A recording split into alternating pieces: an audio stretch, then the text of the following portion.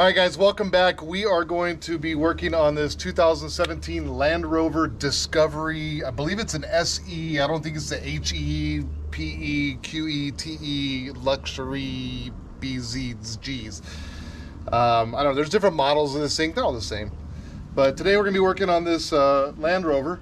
This is actually my chiropractor's car. He asked me to do the rear brakes. You've already seen me do the front brakes on it. We've shown you how to do that, so we figured we'd walk you through how to do this. Every one of these things are different but the same, if that makes any sense. So we're going to blast through this real quick. We've already done the other side, and we're going to go ahead and show you how this side's done because it's done the same as the other side.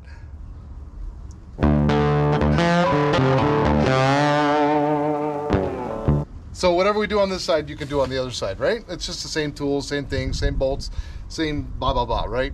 So we're gonna go ahead and blast this off. I'm gonna get the tire off real quick. I've already jacked it up completely safely. We've got 0 jack stands, as you should do. And we're working on the ground because the lift is still tied up with a project that, well, I haven't been able to get back to because I've been gone. So we will get back to the Jeep, I promise. The rat rod build, we're gonna get back to it, but I've gotta be here to do that. So in the meantime, we're gonna help out some friends, right? Help out some people. If you know what you're doing, or you don't, but you know more of what you're doing than somebody else and they need the help, do it. Or don't, because you are putting their life at risk as well. So this might help you though. So your friend comes to you with a 2017 Land Rover. I can't tell you the difference and what years and all this kind of stuff, but they're all, whatever. I'm just gonna get to it, right? Doesn't matter. We're gonna use our handy dandy DeWalt because, well, screw Milwaukee. Oh yeah, and it does nothing. This one, so this one I got this one used, and there's a switch right here that goes 1, 2, 3. Well, when you're on the 3, sometimes it just kind of goes like 1.5. So you just gotta tell it again. It's you know, whatever. But it works. It does the thing. I promise. It does it. Sometimes it doesn't. You just gotta tell it to do it again.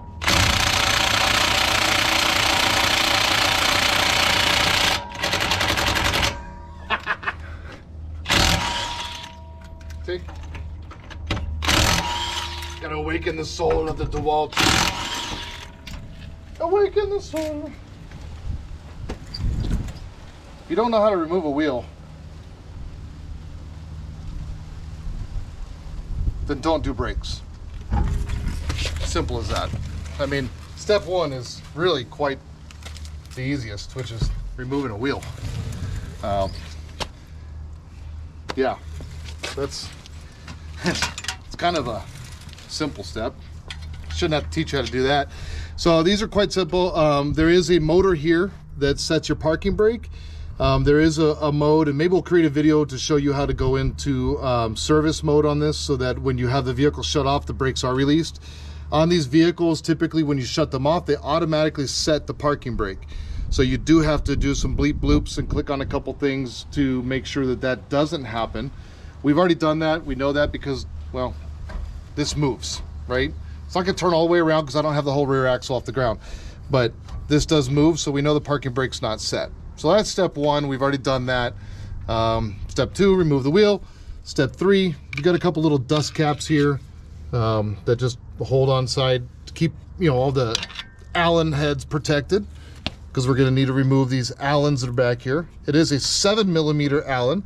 You know, it's one of those sizes that doesn't come in any set, so you kind of have to go find it, discover one, and, well, get your own. All right, 7mm is what these guys are, Allens. You also need to remove this spring. They can be fun. Sometimes you just pop them out and they might fly and hit you. It's okay. We have another one. Unless you got the brake kit that doesn't come with the hardware. If it does, it goes, comes with hardware. It's that guy. That's all your hardware. Pretty simplistic, right? Let's see. We're gonna go ahead and remove these guys. We'll get rid of our 2 7mm Allens that are holding all this in. Just loosen them up. Spin them back out of the way. Make sure you do it in a place that's going to get your tool nice and stuck. You can leave them in the boot and it just sticks through right there. We're just clear of the bracket. Same thing on the bottom. Put them in there, break it loose. Spinner free. If you don't have one of these fancy handy dandy little freaking battery powered guys, don't worry about it. You can do it by hand. Just takes 21,000 years. It's okay. Go ahead and remove the caliper, let the brake pads fall. I typically don't like to hang these, but we're going to anyways. Not the best idea. You can get a little hook or something to hang them up, but we're only gonna be in here for a short period of time. The important thing is don't let them drop. You do have electronicals, you have wiring, you can pull that guy free if you want. You do have wiring, so be cautious of that. You do have a hose. It can hang from the hose, it's okay, just don't let it drop, all right? That's the key. The other side, the difference between this side and the other side you will find is that on these brake pads on the other side there is a sensor, so you'll just have to slide that off the pad. If it's worn down because your pads got far enough to wear into it, you can get a new sensor and replace it. Just follow the wire back, clip it in, put everything back into place, but that will go into the pad that has the spring on the other side. Simple enough. All right, next step. 15 millimeter. I like to use a ratcheting wrench. 15 mil. We're just gonna go ahead and remove our 2 caliper mounting bolts. They're right back here, or not mount caliper, but the caliper bracket mounting bolts. They are on there, nice and tight. So you will need to break them free. Make sure you're going the right way. Righty-tighty, lefty-loosey. Just because it's European to metric doesn't mean it goes the opposite way. Just saying. They will come out pretty tight, but we know they're coming out. You do have a steel bolt going into an aluminum bracket, and that aluminum tends to like to hold on to it pretty tight. So you'll feel it get loose, it'll come out, and then it doesn't ratchet anymore. Now you're just going back and forth, wasting your time. All right, take that guy out. Upper one, same thing. Might have to use the old bone hammer. Just kind of give her a couple. Yeah. It helps if you make noise, by the way. The wrenches like it. They do. You know? And if you're at home alone and your kids aren't around, maybe swear at it. You can swear at the wrench. It works better that way. Look, you don't even have to look at it, because you know what you're doing. Going the right way. It's like magic. Magic, I tell ya. Oh, look at the boat coming loose. Nah, don't swear at it. Your kids might be around. Involve your kids in this stuff. They'd love to be around you, right? It's just more time. Plus, if you're like me and you got daughters, you could teach them how to do this stuff. That's kind of cool. Don't you think? Yeah. I like watching my daughters and they get their hands dirty on this stuff, because they're kind of like, at first they're like, and then before they know it, they actually really like it. It's kind of fun. So, caliper bracket, set mounting bracket, sat on here like this. We removed the bolts, just 2 of them, and just remove it.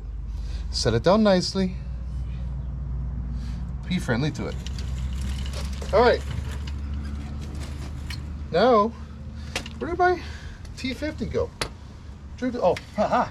We're gonna see, because we don't live in the Rust Belt, we're gonna try this first. I might break my tool, we'll see. But we're gonna see. There's a mounting screw here on the rotor, right here. And it's a T50. So it just torques, T50. We're gonna see if she'll come off. Oh, I love you, Arizona.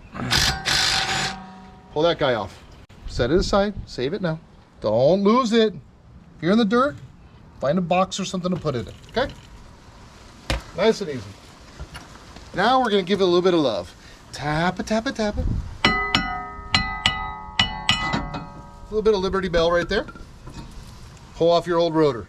I know it looks pretty, it looks fine, it's all clean and nice, but we got squeakies. Sometimes the squeaky comes from this little rusty edge here. I know we got plenty of pad and all that stuff, but we're just, the customer doesn't like the squeaks. So if you're gonna replace pads, always either sand or turn the rotors, or better yet, they're cheap enough. Just replace them, get new ones. Why not? Now this guy you can be mean to, because it's not going back. We're gonna grab the new one. We're gonna grab some brake cleaner. Oh, smileys. This is the fun part. Here's where you get to find all the cuts on your hands and your arms. Get a little bit in your eyes. Melt the contacts to your retinas. You know, that kind of fun stuff. When these come from the factory, they have all the oils on them. So you just want to spend a little bit of time cleaning them. If you really want to get fancy, you get a brush, scrub them. But the important thing is just get some of that factory cutting oil off of them, because they leave all the oil on when they throw them in the bag. Okay, now here's the other important thing. Lug, lug, lug, lug, lug. Ooh, tapered hole. Find the taper hole and line it up with where our bolt goes. That bolt we took out, remember the T50? And we're back. Anyways, that's our airplane flying over. He messed up our camera. So again, we're gonna find the tapered hole because that's where that little screw came out, the T50. We're gonna line it up with that guy. I see it all the time. Guys put them on and they don't think about it. This actually does help hold things into place a little bit, okay? Well, you gotta have it on the car first. So we're just gonna line up that hole with our threads. Stick her back on there. And voila. She goes back together. Pretty simple, yeah? I think so. Righty-tighty, lefty-loosey. Drive her home. Pretty easy. So far, so good. We're making headway. Okay, caliper mounting bracket goes right back to where you took it off from.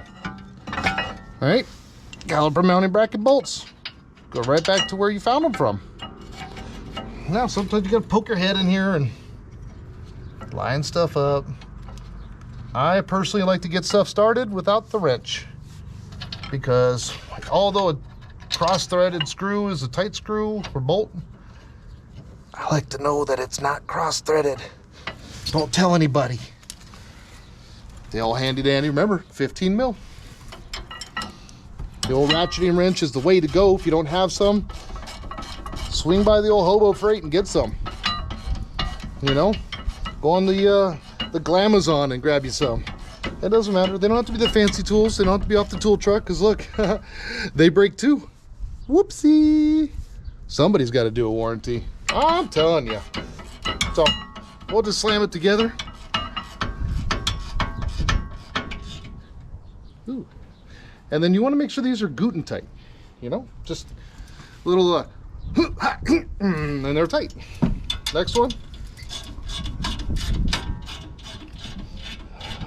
This is a good time to take a nap. You know, just when you're taking your nap, make sure your hand's doing this, and it's on the wrench. You ever watch those Disney movies that have the adult jokes? Anyways, there we go. She's tight. Yep. Click. Perfect. She's torqued. Now here's where we run into the fun part, and this is where some of you guys might have a little bit of an issue, but our caliper is one of those fancy dancy handy dandy ones that, see that little notch right there, and well, the other little notch right there, that usually tells you that these are a threaded caliper, and when they're working the electronicals in there, they like to kind of hold a tighter position, and they thread. So the tendency is to want to push these, and well, that's how you break screwdrivers, because you thought that they were a collapsible one, which they are, but you have to thread them. There's a couple different options you have. You can go buy the big tool pack, which we have, or you can go, they have other different tools, or you can rent one from your local O'Smiley's or whatever you have around you. So we're going to collapse that caliper. I'll show you how to do that. I think I have the right tool. Well, just, I mean, come on. Okay. This is one of those handy dandy ones. And see, it's got the two little guys right there. We already picked out the right one that lines up with that piston. And you're just going to simply, I'll see if I can show you guys this without breaking everything. And I might have to collapse this a little bit more. All right. So we're going to bring this guy in, collapse this down. And all we're going to do is be threading this and keeping pressure on that. So we're going to line those pins up with the notches. They should fit in there. Unless this side's different than the other side. Oh, it's not. All right. And then we'll bring this guy out. It'll put pressure on the inside of that caliper.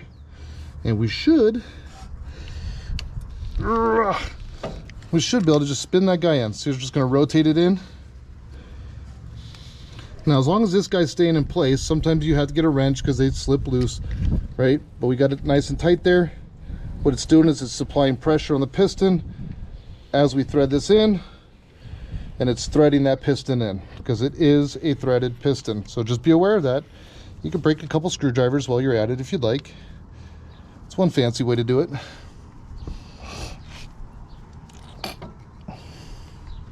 So we're going to go ahead and thread this guy in, and it locked into place. Now it's completely done. Back this guy off, tool comes out, our piston's collapsed. Pretty simple. It's nice when you have the right tools. All right. Hardware kit.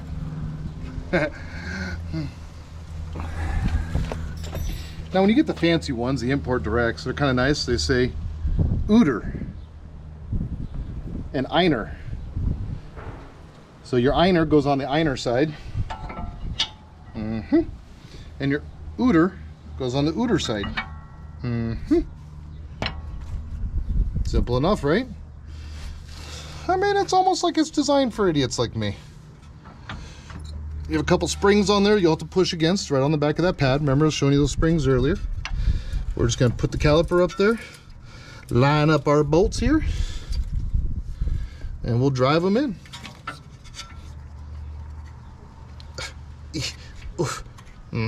Nope. We'll bring it home.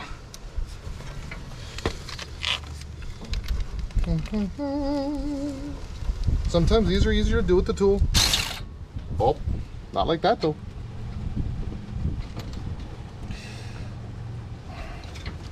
Oh, come on. Now we're gonna get just silly. There we go.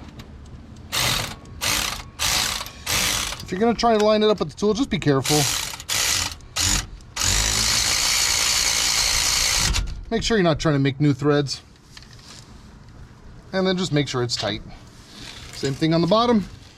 You can see the bottom wants to pop out, right? There's springs on the back of that pad that's making that want to push out. There's a reason for that, because it keeps everything in. So you just got to kind of give it a little bit of love, push it in, line everything up, get it started, and then just come in with the wrench. Locks it up, give it a little click, and it's good. This guy's our little keeper.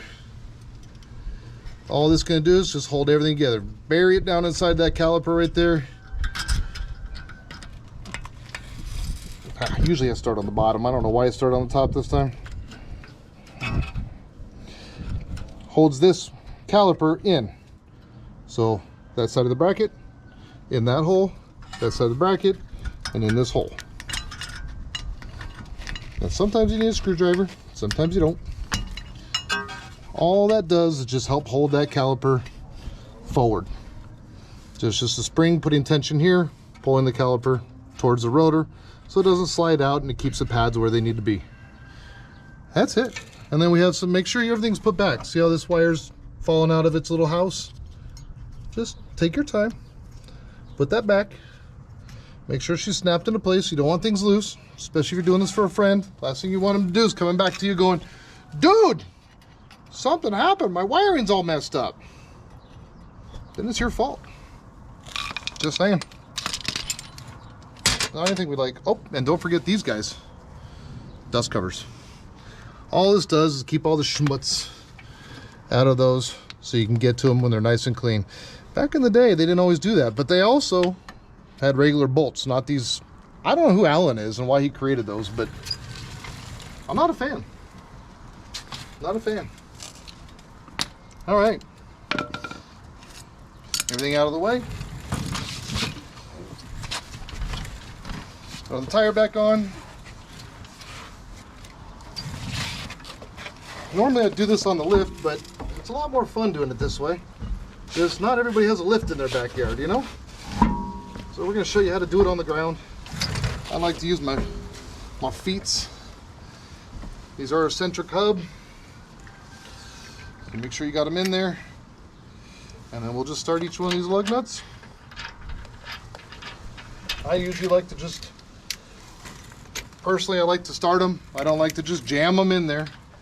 So I grab the socket so my fat fingers don't fit in the holes. So put the lug nut in the socket, just spin it on, loose. Get them all started. And then you can slam them home if you want. Again, for those of you that are in the rusty areas, the places with salt and all that stuff, I'd recommend putting a little bit of anti-sneeze on all these bolts. We don't have to worry about that here.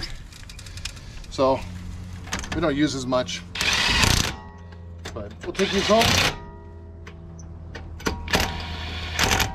I gotta replace that switch. Too many ugga-duggas.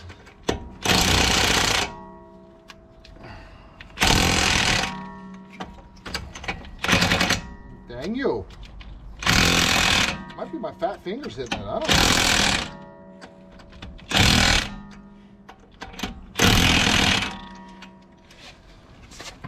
Here's another common thing that people forget to do when they work on cars, and I think this happens in mechanic shops a lot. Forget to give the customer back their key. By key, I mean the lug key. You leave this thing in your toolbox and they have a blowout somewhere on the freeway, they ain't getting their tire off. That's your fault.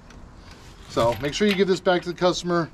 My customer happens to have it in a little Ziploc baggie. Put it in the glove box, put it back where you found it. Make sure you don't forget that. I'm speaking from experience here. So we're gonna go ahead and clean up here real quick. Now we've shown you how to do rear brakes on a 2017 Land Rover. And the last thing we're gonna do is I'm gonna take this out. I'm gonna get it up to speed. I'm probably gonna do 2 hard stops with it just to kind of seat in the brakes, burn off any excess oil, any of my fingerprints or anything, that stuff that's on it. But we'll just go do a couple hard stops with it, and she's gonna be good to go for the customer. Make sure there's no weird noises, grinding, sounds, wobbling, anything funky, and it'll be good to go for the customer. So, and they should be here actually any minute. And I'll tell him because I did this, he can adjust my back. Or have one of his people give me a massage. Because, well, he is my chiropractor, and he's damn good. We like him a lot. So I'll lower the vehicle down, we'll go burn it. You don't need to come along with me for that. Pretty basic. And if you guys want to see it, we'll do a video, produce a video and show you how to make sure that these parking brakes are not set when you go to do this. So let me know in the comments if you'd like to see that, and we'll go ahead and produce that video for you guys, show you how to get that done, and get you on your way to working on a 2017 Land Rover Discovery. Appreciate you guys. Thanks for subscribing. Catch you all later. Well, shoot, we got her done, dang. We got her done.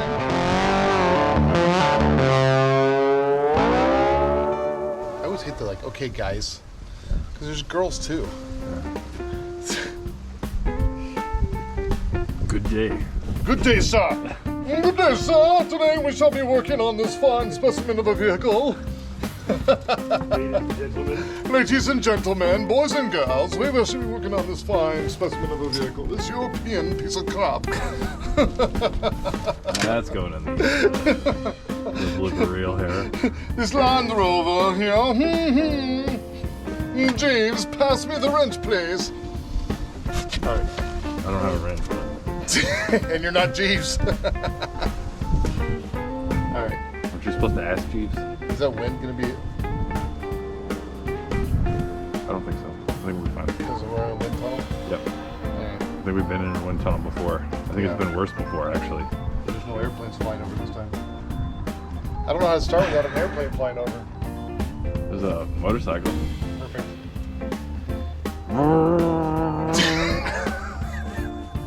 I was about ready to start too. You're welcome. You're welcome. You're welcome.